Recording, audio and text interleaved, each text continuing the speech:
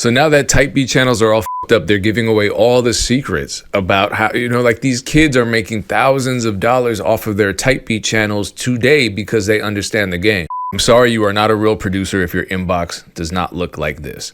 You're just not. I've only been doing this whole type beat thing for, I don't know, since 2017, 2018. That's not that long. I used to hate type beats. I was a massive hater, just didn't understand the system of beat leasing or SEO optimization. However, even though I was super late to the party, I was still lucky to be in that space at a time when the YouTube algorithm wasn't so up. You used to just be able to upload a beat that was good to YouTube and get 10,000 views on it pretty easily if the title was relevant, accurate. Nowadays, it's an SEO optimization minefield. Now look at my channel. These beats rarely move past 1,000 views, if that. In spite of me having millions of views on my older type beat videos. So don't be like me. Don't split your channel's viewers. What I mean is, I upload a lot of producer content, such as this video right now. If you're watching this video, you probably don't care about my beats because you don't want to buy them. If you do want to listen to them, cool, thank you, but you're not going to buy them, so it kind of doesn't really help me unless, you listen to the whole thing and like it and leave a positive comment, because maybe that'll help boost the video in the YouTube algorithm, and then it'll attract actual customers who are interested in those types of videos. So in other words, if you want to sell beats on YouTube, then create a channel that only posts beats. Don't create a channel that posts beats but also has beat cookups and beat tutorials and VST reviews and sample pack promotion. Nothing that splits your audience, nothing that appeals to two separate audiences. YouTube is restrictive. It sucks. That's just the way it is. Now, in spite of my consistently low performing type beat video uploads and the conspiracy theories that I'm making a killing off of YouTube ad rev, I still sell beats. That's what I do. That's how I pay my bills, my mortgage. These LEDs, they're powered by beats. So view counts, high view counts aren't everything. The YouTube algorithm is still fucking a lot of people up these days. And the cool thing now is there are people who are just giving away the secrets and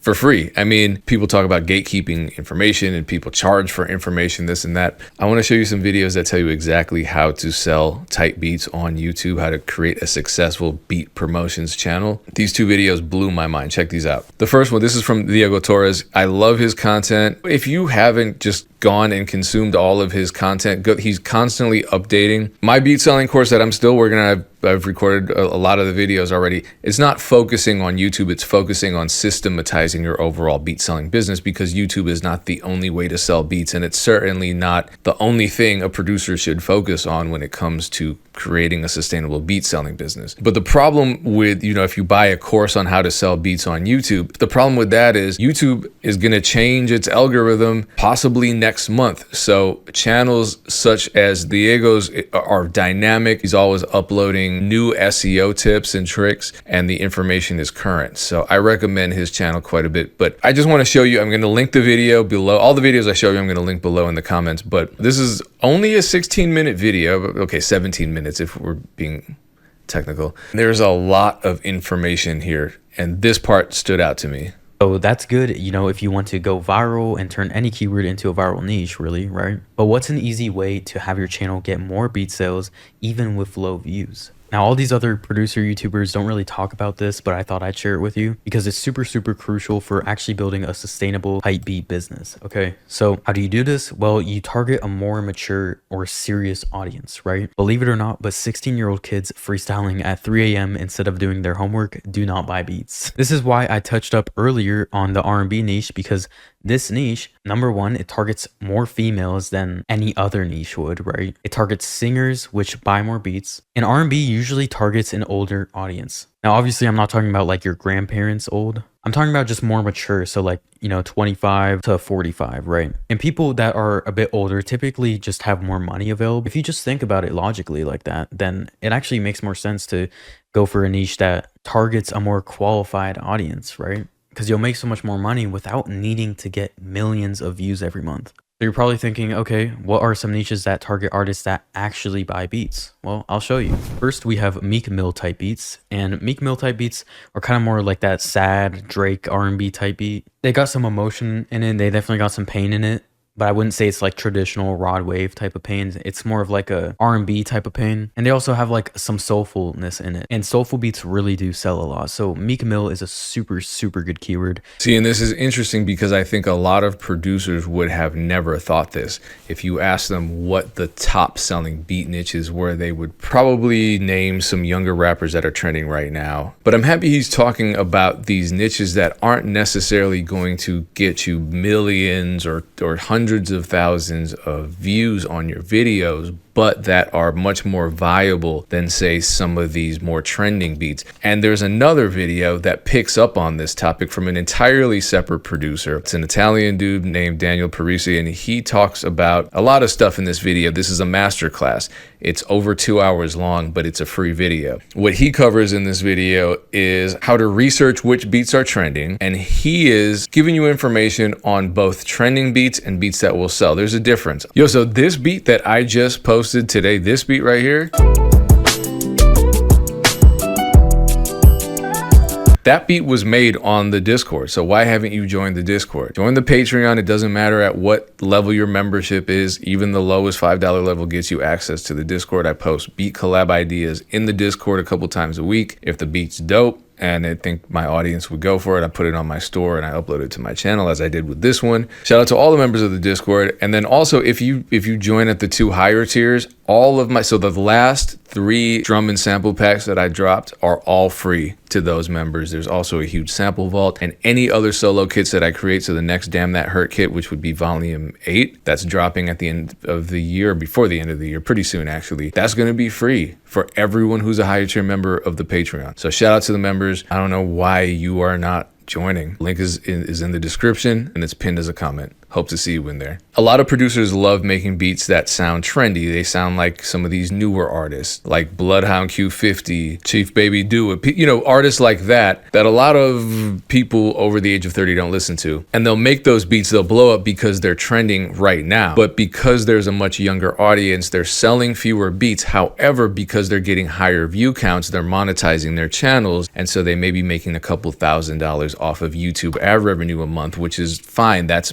could be their goal. They might make more off of the ad revenue than they are on the actual sales. I don't know if it was this exact video. I think it was, but I'm pretty sure. I mean, it's 2 hours. Watch this. I recommend it. It's long, but you know, if you're serious about this, 2 hours is nothing. You can watch it a half an hour a day for 4 or 5 days. He does talk about free for profit beats. And I was always thinking I would never do that. There's no benefit, but this kind of changed my mind a little bit, because if you optimize a free for profit type beat SEO tag correctly and say your video blows up and you get, 500,000 views on it, according to Google AI, it could earn you anywhere from $1,000 to $4,000 or more. So that could also be a strategy that producers who make beats that are appealing to current audiences, younger audiences that may not purchase the beats, are using to make money as they showcase their art to the world. So I've used Google Trends before, but this is a much better breakdown. So let me show you Daniel Parisi's breakdown on how he uses Google Trends.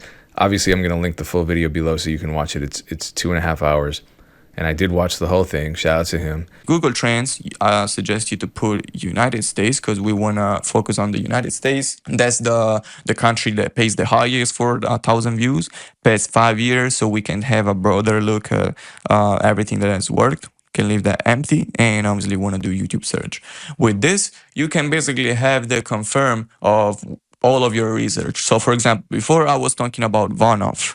So Vonoff, I don't even know how you spell that name, but we can look Vonoff type beat here and look at the graphic.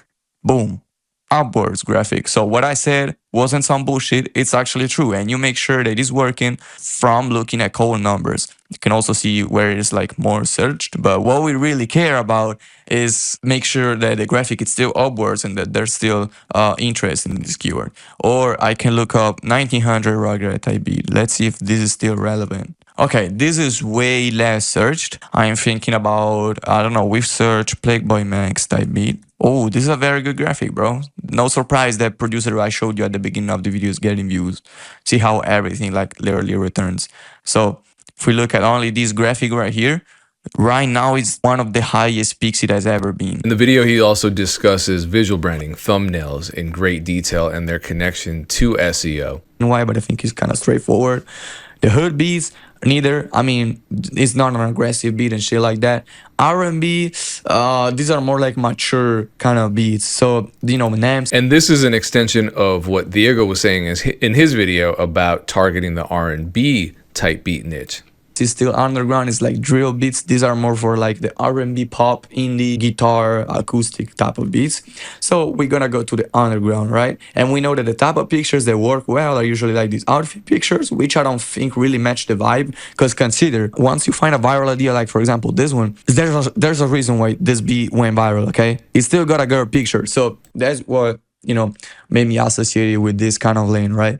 So maybe what I want to go for is exactly like this example right here. You see how it's basically like, it's like a funnel, right? If you don't know what a funnel is, you start from the bottom, from the top, and you go to the bottom. So you start removing to each, you know, step something. So for example, you find the viral beat, then you get like the idea, and then from idea you get a thumbnail, and then the niche, and boom, right there, like we arrived to this. So the reason I played those two videos is because I truly believe that if you watch both of those videos, and for example, how he was breaking down the funnel system, you know, in 3 steps, I believe you will feel much more equipped to start a viable type beats channel on YouTube right now in late 2025, because you'll actually have some insight, you'll actually have some practical step-by-step advice, and though it may change, you will start your journey on the right foot, and you can use both of those channels as resources, as it seems that they will probably be continuing to post more updated information as the YouTube algorithms change. So I'm just gonna say something that might be unpopular. You are not a real producer. You're not a real producer if your inbox does not look like this.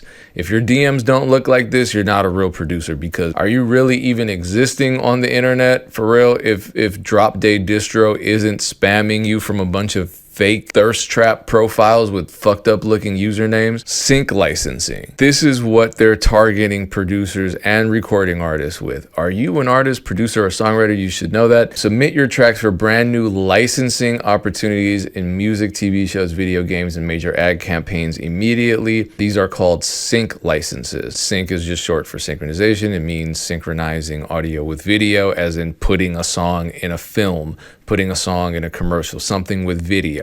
When it happens on YouTube, it's called a micro sync. That's actually a separate royalty. I've made videos about that. But sync licenses are in most cases free money, in the regard that it's basically like a beat lease. You're basically leasing a beat or a song to a company so that they can use it in their advertisements or their films, and they pay you for it, but they don't take any rights from you. They just pay you for the permission to use your track. So it's great. And it happens to be, I've leased beats, I've sold beats, I've placed beats that have gotten sync licenses, and they pay anywhere from a couple $100s to 6 figures. It's great. And it seems as though artists and producers are now starting to learn about these more and more, because the scammers are using it to their advantage. They wouldn't be using it to their advantage if it didn't work. So this is sad. An artist that has bought a lot of beats from me sent me this, and they were excited about it, and initially I was too, because like I said, I've gotten sync deals all the time, and I love when artists that buy my beats, lease my beats, whatever, get sync deals, because they're getting paid. So this, I mean, it looks legitimate. I don't know if this is an actual company,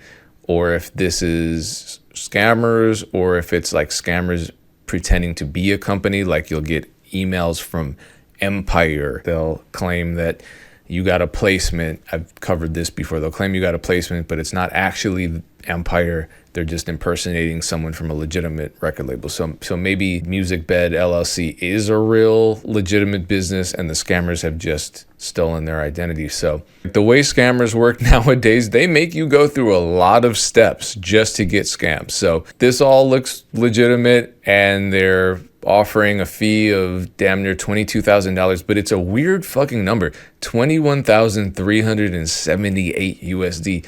What's up with the 370? It's just weird. Why not 20,000? But the real red flag is this section, the administration fee. What is a rights deployment fee? I Googled the term rights deployment fee. It just doesn't, it doesn't exist. Whoa, what is this? Interesting. This is some interesting information, because that's the same language that's used in what I just showed you. And down here, you can see that they're also calling it an administrative and clearance fee. So it's either a rights deployment fee or it's an administration and clearance fee. Which one is it? Another thing that scammers will use is the word guaranteed all the time. This is a guaranteed sync placement. Well, no shit, it's a guaranteed sync placement if you're having me sign a contract. Never in a million years has anybody legitimate ever offered a sync deal, a placement for a beat, a label deal, a publishing deal, any of these things, and asked for any sort of fee up front. The other thing is that they love saying is that this fee is fully refundable. You just have to pay $274.99, which is a weird number, and then we will give you $21,378. It's like that old Cash App scam. Send me $40 and I'll send you back $400. It doesn't make any sense because I don't have to explain why that doesn't make sense, right? They've just gotten more sophisticated about it now because they use these confusing terms like rights deployment fee and administration and clearance fee. Take that administration fee out of the $21,378 that Netflix is paying you. But again, this is a scam, so Netflix isn't paying them anything. It's just that, like I've always said,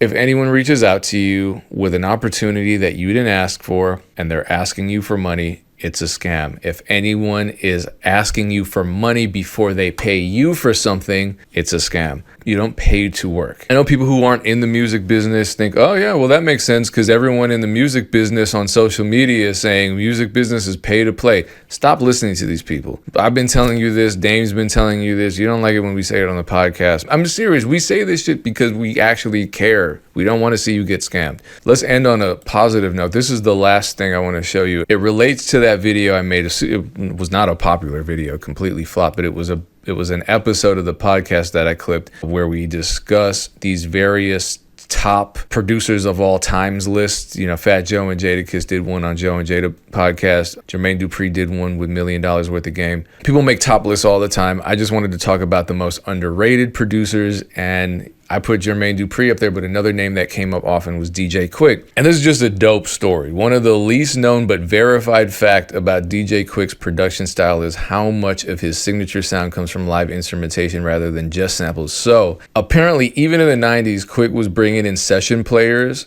to not just replay, but expand on samples and play over samples, which is actually, I don't know. I was always doing this, obviously not at the DJ Quick level, but you know, nowadays producers are a lot of producers are sample makers. A lot of beat makers are collaborating with sample makers. So little did we know, DJ Quick had been doing this in the 90s. The other thing too was, this is interesting. It says a rarely confirmed but credible rumor, whatever that means, supported by session players like Robert Funks the Bacon, is that Quick sometimes builds his beats backwards. Okay, because he did know, but like we all know DJ Quick knew how to operate an SSL board. It said it was revealed that Quick would set up his compressors, EQ, and effects first, then create drums, bass lines, and melodies directly into that pre-mixed environment. Oh wow, that pre-shaped mix environment. This technique gave his records a finished radio-friendly polish, even in their earliest demo stages. They said it was unusual in hip-hop at the time. And I feel like that's, like, again, if you say DJ Quick is one of the most underrated producers on the planet, I will not argue with you because he's doing what so many people are doing today